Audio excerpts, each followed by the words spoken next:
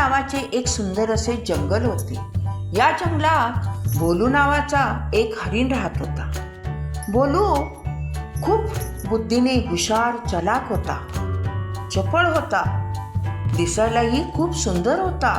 पाणीदार डोळे, सुंदर शिंगे, उभे कान, अंगाचा रंग तपकिरी, त्याच्यावर पांढरे ठिपके आणि शरीराने गुबगुबीत. त्यामुळे जंगलातल्या सगळ्या प्राण्यांना, पक्ष्यांना तो आवडायचा. बोलू सगळ्या प्राण्या पक्ष्यांना मदतही करायचा. त्यामुळे सगळे प्राणी त्याच्यावर खूप प्रेम करायचे. बोलू कसा होता? कायम त्याचा चेहरा हसतमुख असायचा आणि भीती हा शब्द त्याला ठाऊक नव्हता. तो कोणालाही घाबरायचा नाही. मग अगदी जंगलचे शेरसिंग राजे जरी पुढे आले तरी तो घाबरायचा नाही.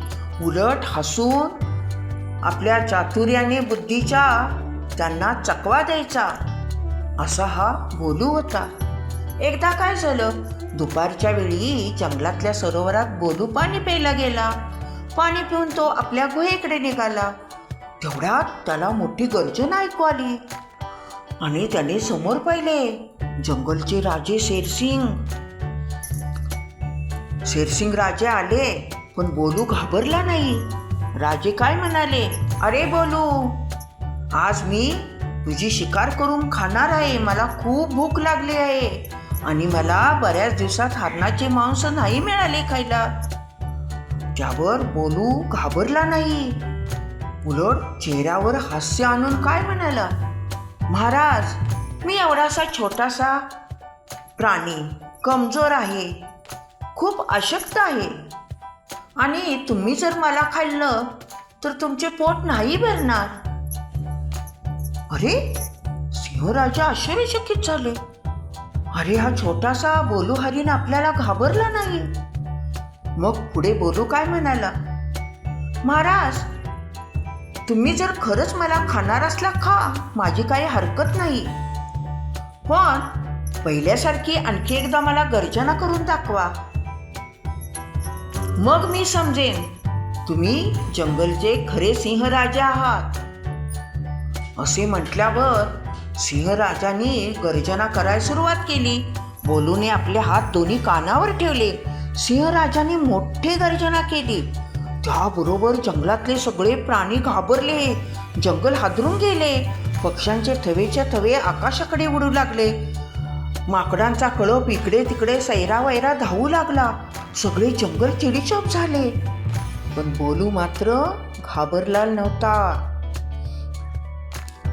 त्याने आपल्या कानावरचे हात काढले आणि काय म्हणाला, अरे महाराज, कसलीही गर्जना हो, मोठ्यांदा गर्जना करा. मला काय वाटतंय, तुम्ही खूप भुकेलेला आहात. तुमच्या पोटात अन्न नाही, त्यामुळे तुमची गर्जना कमजोर आहे. तुम्ही आणखी एकदा गर्जना करा बरं. आणि त्याने आपल्या कानावर हात ठेवले. शेरसिंग राजाने परत मोठी गर्जना केली. ती गर्जना इतकी मोठी होती, त्या गर्जनामुळे सरोवरातले पाणी थरथरले. झाडाची पाने हालू लागली, वारा आल्यासारखे. परत बोलूने आपल्या कानावरचे हात काढले आणि बोलू काय म्हणाला. आता मात्र शेरसिंग राजांना राग आला होता. ते रागाने लाल झाले होते.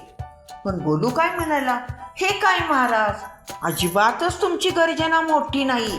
थांबा, मी दाखवतो तुम्हाला मोठी गर्जना कशी असते ते.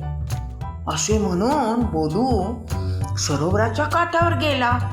तिथे लाकडे तोडणाऱ्या लोकांनी एक मातीचं भांडं टाकलेलं होतं. बोलूने त्या मातीच्या भांड्यात आपले तोंड घातले आणि जोरात बोलला, दहाड.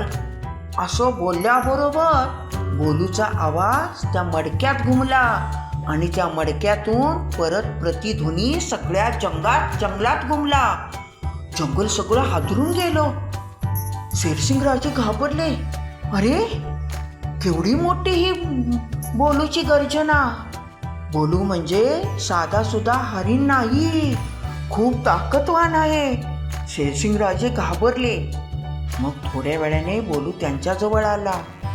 शेरसिंग राजे म्हणाले, अरे बोलू, किती मोठी तुझी गर्जना. बोलू म्हणाला, महाराज ती गर्जना नाही, त्या गर्जनेत ताकद आहे. आणि ती ताकद अशी आहे, ही मोठी गर्जना केली की शत्रू देखील घाबरला पाहिजे. शेरसिंग महाराज घाबरून गारच झाले होते. ते काय मनात म्हणाले, अरे आता या बोलू बरोबर शर्यत करणे योग्य नाही, त्याला हरवणे शक्य नाही. मग तरीही बोलूत काही फरक पडला नाही. तो हसत मुखाने शेरसिंग राजा पुढे आला आणि म्हणाला, महाराज अजूनही तुम्हाला सांगतो, मला तुम्ही खाणार असला तर खाऊन टाका, माझी काही हरकत नाही. पण आपण दोघांची शर्यत लावायची, पळण्याची. तुम्ही जिंकला शर्यत तर मला खाऊन टाका. ठीक आहे, शेरसिंग राजे म्हणाले. मग त्यांनी सगळ्या जंगलातल्या प्राण्या पक्ष्यांना बोलवलं आणि शर्यतीला सुरुवात केली. 1, 2, 3 बबलू हत्ती दादा चित्कारले. त्याबरोबर शर्यत सुरू झाली. बोलू चपळाईने पळत होता. शेरसिंग राजेही त्याच्या पाठोपाठ पळत होते. पण बोलूने युक्ती काय केली, बोलू मुद्दामहून काटेरी झाडे जिथे होती त्या बाजूने निघाला. समोर एक काटेरी पांजर पडली होती. ती पांजर बोलूने चपळाईने उडी घेऊन पार केली. पण शेरसिंग राजांना ती पांजर ओलांडता येईना. त्यांच्या अंगात काटे घुसले, जखमा झाल्या, ते घायाळ झाले. पण तेवढ्यात बोलू तिथे जवळ आला. महाराज कशी काय वाटली शर्यत असे म्हणाला आणि त्याने शेरसिंगांच्या अंगातले काटे काढले, रक्तावर जडीबुटी लावली. मग शेरसिंग महाराज म्हणाले, बोलू तू शर्यत लावून मला फसवलेस. नाही महाराज, मी तुम्हाला फसवलेले नाही. अजून खाणार असला तर मला खा तुम्ही. शेरसिंग महाराजे म्हणाले, अरे बोलू माफ कर मला, तुझ्याशी शर्यत जिंकणे खूप अवघड आहे. तू खूप चलाक आणि हुशार आहेस. पण एक सांगतो, आजपासून मी तुला आणि जंगलातल्या कोणत्याही प्राण्यांना खाणार नाही. असे म्हणून मान खाली घालून उदास चेहरा करून शेरसिंग राजे आपल्या गुहेत निघून गेले. मग हे सगळं पाहिल्यावर सगळे जंगलातले प्राणी पक्षी खुश झाले. त्याने आनंदाने उड्या मारल्या. सगळ्यांनी बोलूचं कौतुक केलं. आणि मग जंगलात कोणी नवीन प्राणी पक्षी आला की सगळे प्राणी आनंदाने त्याला सांगायचे, अरे आमच्या जंगलातला बहादूर बोलू आहे, खूप चलाक आणि हुशार आहे. अरे त्याने जंगलचे राजे शेरसिंग यांना सुद्धा हरवलं, इतका तो चलाक आहे. असे कौतुकाने सगळे प्राणी सांगायचे. म्हणून म्हणतात कसे आहे, ताकद ही सर्वश्रेष्ठ आहेच, पण त्याच्या जोडीला बुद्धीची आणि चाणाक्षपणाची हुशारी पाहिजे.